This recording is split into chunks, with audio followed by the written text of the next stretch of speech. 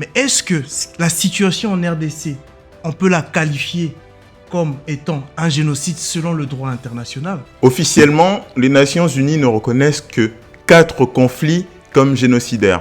La Convention de l'ONU sur le génocide revient plusieurs fois sur le mot intention. Une intention, elle est compliquée à définir de manière réaliste. La question du génocide, c'est un sujet qui ne fait pas l'unanimité. Banamboka, bonjour. Est-ce que vous saviez que les conflits en RDC, ça fait 12 millions de morts et c'est le conflit le plus meurtrier depuis la Deuxième Guerre mondiale? Mais est-ce que ces conflits, c'est réellement un génocide? On a récemment vu les contestations, les protestations avec des hashtags Congo is bleeding, Stop Genocide. Mais est-ce que la situation en RDC, on peut la qualifier comme étant un génocide selon le droit international? On vous en parle. Officiellement, les Nations Unies ne reconnaissent que 4 conflits comme génocidaires. L'Holocauste, le conflit bosniaque, le conflit arménien et le génocide rwandais. La Convention sur le génocide définit précisément à quoi correspond le crime de génocide dans son article 2. Le génocide est défini comme un acte commis dans l'intention de détruire tout ou une partie, un groupe national, ethnique, racial ou religieux. Voici les actes retenus par la Convention sur le génocide. Selon cette définition, un génocide, c'est quand on veut éradiquer une population pour ce qu'elle est ou pour ce qu'on croit qu'elle est. Il y a 4 types de groupes qui sont protégés. Les groupes nationaux, les groupes raciaux, les groupes ethniques et les groupes religieux. Mais est-ce le cas en RDC? Les conflits à l'est de la RDC perdurent depuis presque 3 décennies, survenant peu après le génocide au Rwanda et l'entrée de l'AFDL. Les conséquences de ces conflits: 12 millions de morts, 500 000 femmes violées, 6 millions de déplacés et bien d'autres atrocités. Les principaux victimes sont souvent les peuples autochtones vivant principalement à l'est de la RDC. Et les principaux auteurs sont les groupes armés locaux et étrangers, ainsi que les milices ethniques qui opèrent séparément. D'après plusieurs rapports alarmants des Nations Unies, le Rwanda et l'Ouganda sont des pays qui financent des milices au sein de ces guerres à l'est de la RDC. Ces conflits sont souvent alimentés par des intérêts économiques de très haut niveau, notamment avec le cobalt pour la création de batteries pour les voitures électriques et le coltan pour la fabrication d'appareils électroniques.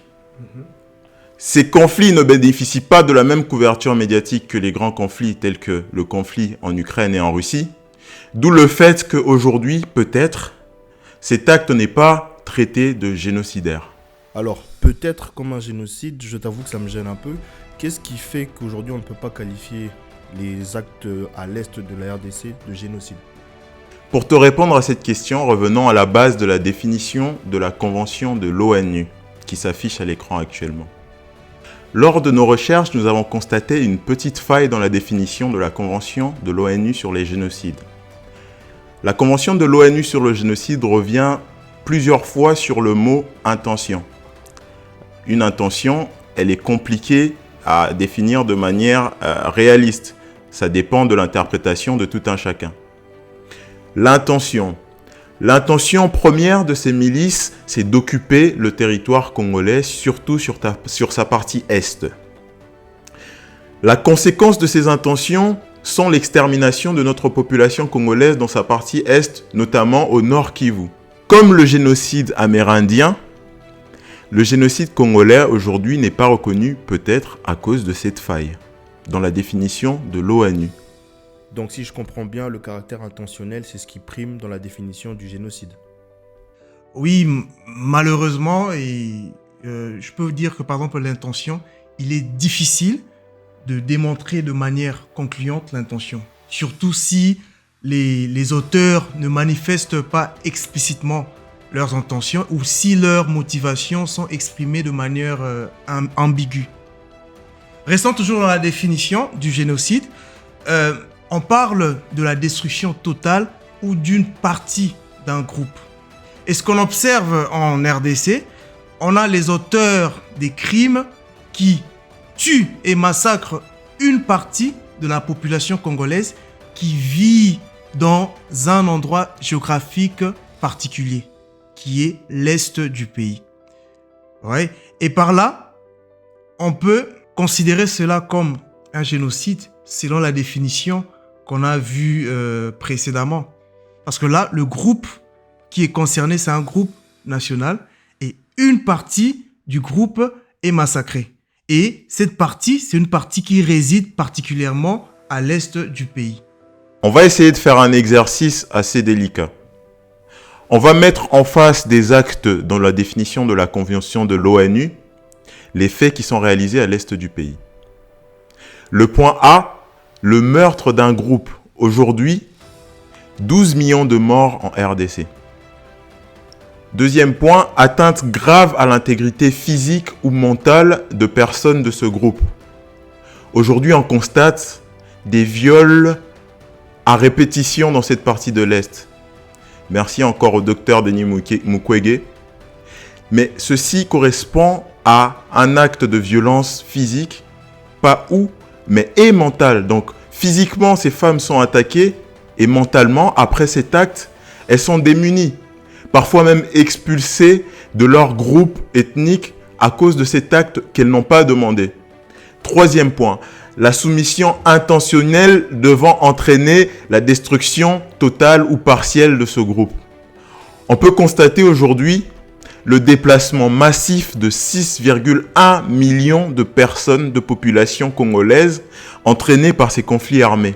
Ces personnes qui fuient tous les jours, chaque matin, ne savent pas où dormir. À chaque fois qu'ils se déplacent, ces armées ou ces milices viennent les harceler. Parfois, des familles sont détruites, sectionnées à moitié. Mais comme vous pouvez le constater, dans cette définition, il y a encore le mot « intentionnel ». Ce qui laisse place à un flou hors norme. Aujourd'hui, dans ce mot « intentionnel », on peut y mettre ce qu'on veut. Parce que c'est un mot qui est subjectif.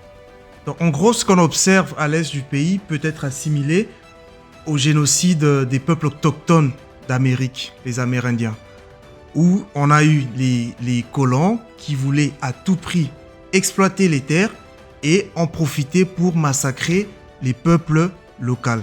Donc, comme le but final n'était pas d'éliminer la population, mais plus d'acquérir les terres, ce n'est pas qualifiable en génocide. Ça revient à la définition étroite de la Convention du génocide. Et en RDC, les acteurs de ces atrocités utilisent des méthodes violentes pour pouvoir exploiter les terres. La question du génocide, c'est un sujet qui ne fait pas l'unanimité.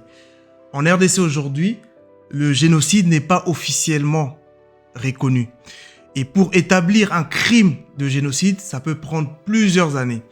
Et on a vu récemment l'Afrique du Sud qui a entamé par exemple un processus, ce processus en accusant Israël de commettre un génocide au Gaza. Et cela peut prendre plusieurs années pour qu'on puisse vraiment établir le crime de génocide. Dans les conflits en RDC, certains acteurs ont déjà été condamnés par le passé pour crimes de guerre, crimes contre l'humanité.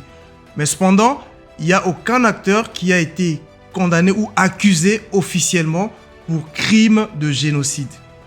Ce que nous avons tenté de vous montrer dans cette vidéo est que, selon la définition de l'ONU, forcément, il peut y avoir plusieurs interprétations du génocide.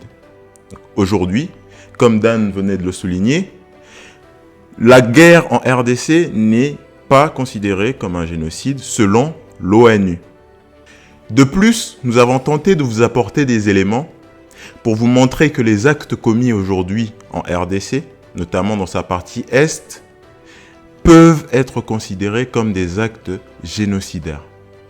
Enfin, au vu de tout ce qui se passe, au vu de toutes les tragédies qui se passent, est-ce que nous devrions nous arrêter sur des notions de sémantique, notamment s'arrêter à des définitions du mot intentionnel? Je ne pense pas. pour toutes les personnes qui se considèrent humaines. Oui, Valérie, comme tu l'as dit, aujourd'hui, la priorité doit être nos populations.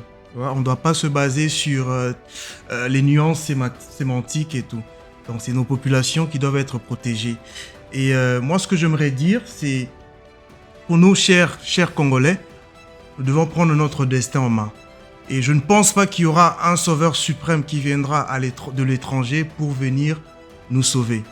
Donc, soutenons nos dirigeants et mettons pression, exerçons une pression constante à nos dirigeants pour qu'ils puissent remplir leur devoir qui est de s'assurer de l'intégrité territoriale du pays et de protéger nos populations.